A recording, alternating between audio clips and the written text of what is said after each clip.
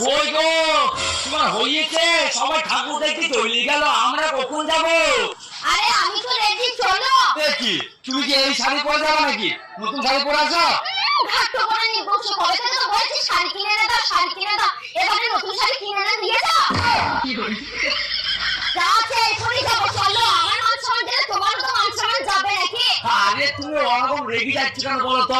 তুমি কাজ করো, বৌদির কাছে যাও, বৌদির কাছে ভালো ভালো নতুন নতুন শাড়ি তোলার আছে, গিয়ে সেই কাছে ওইটা পরে চলে যাবো। না আমি যাবো না, আমি এখনই যাবো। আরে তুমি ওরকম কেন বলছো বলো তো?